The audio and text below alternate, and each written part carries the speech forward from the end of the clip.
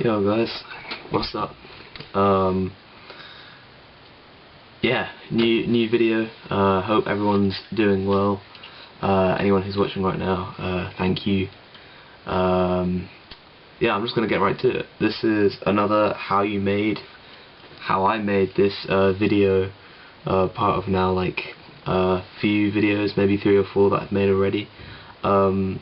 This song that I'm going to show you is a single that's coming out this Thursday. So Thursday, 31st of July, last day of July. It's called Graffiti. If you follow me on YouTube, Instagram, TikTok, or you just know me, you know that I've been promoting this every day since, well, actually probably last Friday. I'm really happy with the single. I spent a lot of time on it, and particularly I spent a lot of time trying to figure out how to start it, which is not something I usually struggle with, but there's a first for everything. So at the moment I'm screen recording on my Mac, because I usually do. Of course, none of the tracks are labelled, which I always encourage. Well, some of them are, but not very well. I always encourage people to label their tracks, and I've been told at university to label my tracks, because when you go back inevitably and you want to show someone a section, or you just want to improve something, unless there's one version of it, or you just remember exactly what it is, or you know, just by hearing it, or you've color coded it or whatever, you are going to have no idea what it is. Just like what I'm looking at now, I want to show you the guitar stack first, actually, and none of these are labelled, but that doesn't matter. For this track, I used my Fender Player Stratocaster. I use it on all, or most, if not all, of my tracks, and I have a capo on the 1st fret. Now, when I make these tracks, or in the past few months when I've made these heavier tracks that are usually in drop D and drop C tuning, I've used alternate tuning as well as the drop C, drop D, if that makes sense. Like my A string is lower, D string is lower. In fact, I think all of the strings have been tuned down to get that heavier, grungy kind of tone, which is present on the track that I'm showing you. I'm just going to turn my amp on. It's quite loud. So chord-wise, it's just 2 chords.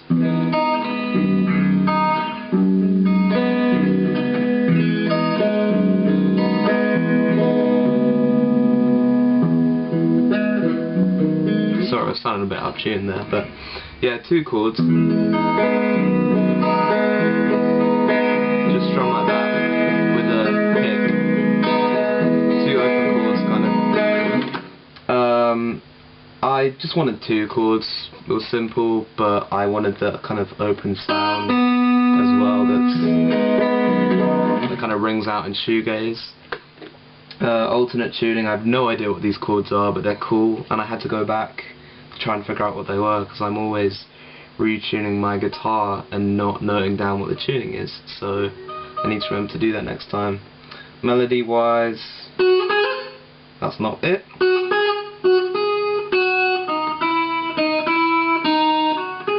You'll hear it in a second. That was kind of poorly played, but that's the melody, or at least the main riff. And yeah, this was the Strat that I used for all of the guitar sounds. In 3rd position, I believe this is bridge over here. This, yeah, I think it's that. I might not have any idea what I'm talking about, but yeah. And I will show the pedals. I will edit in the pedals. But I used my Boss DS1 Super Chorus, Plumes Overdrive, Fender mirror image delay. I'm just looking at them, they're across the room right now, and a Boss loop pedal. By the way, if I'm talking fast, I apologise. I just feel like my camera is always about to run out of storage, and I never know when, so I apologise. And I used my Fender Frontman 10G amplifier. I'm going to go ahead and play the guitars now.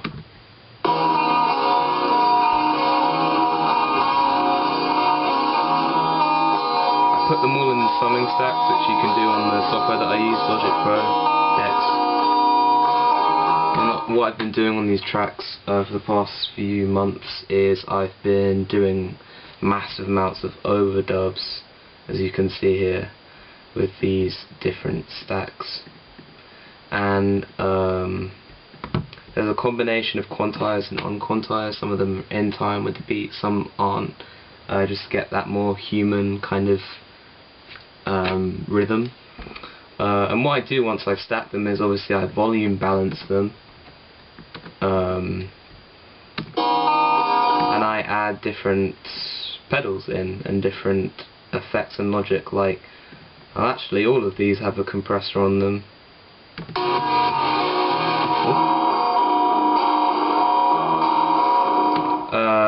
Quite hard compression on that one actually, and I'll pan some of them left and right inside or outside of the already panned doubles that I do, if that makes sense, just for a wider image. So for example, effects wise, this has a flanger on it, I believe. I don't know where my flanger pedal is right now. I'm actually going to show you, but it seems to have vanished. I'll find it somewhere in a bit. But yeah, that was my Boss flanger pedal.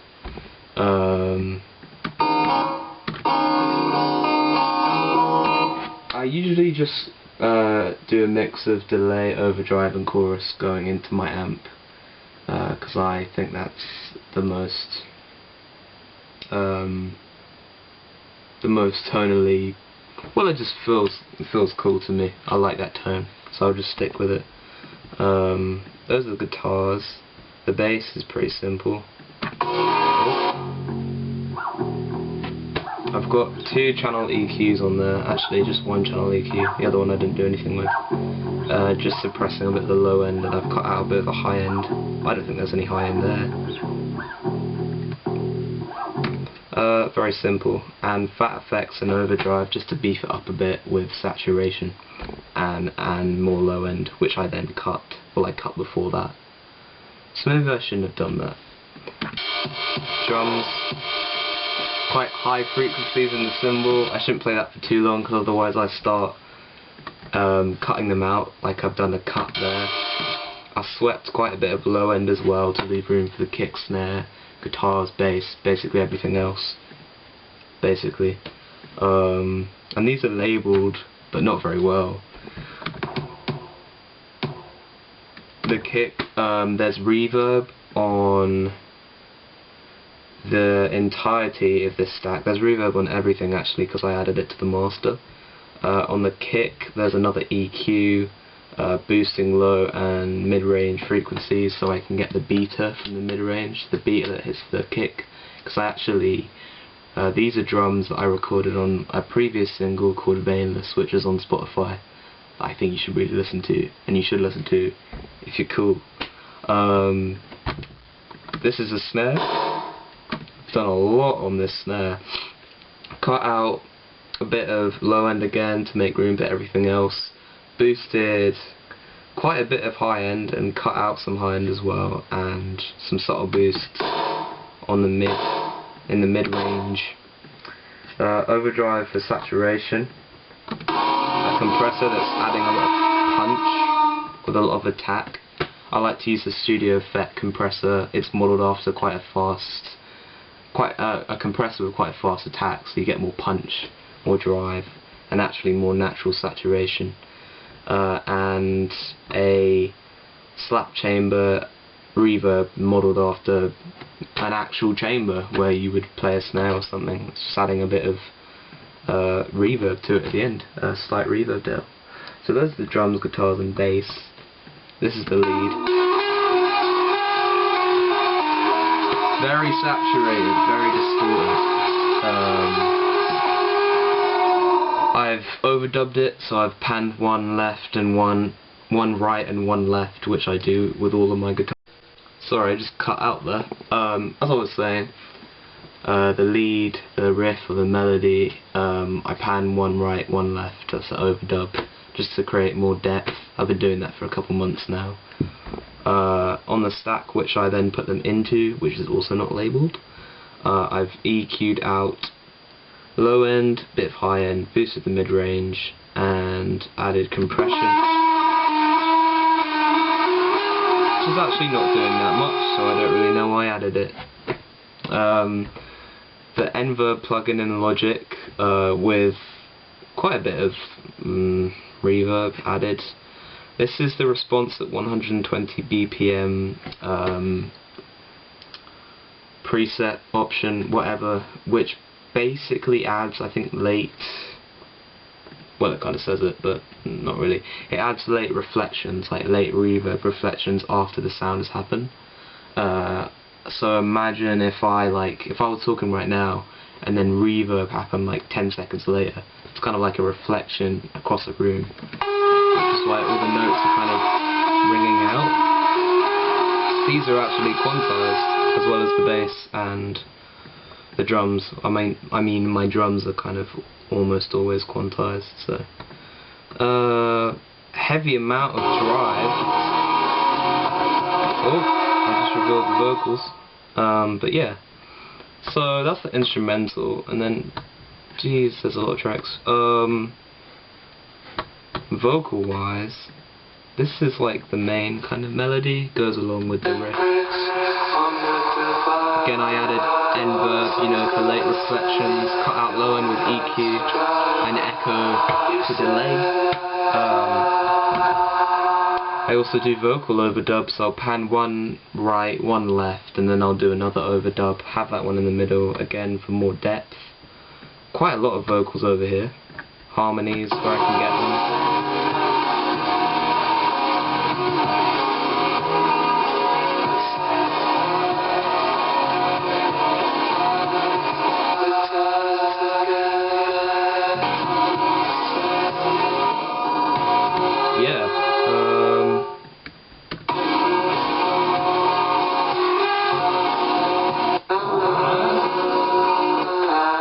Over here it's just echo. I've taken off the Nverb because sometimes the late reflections can be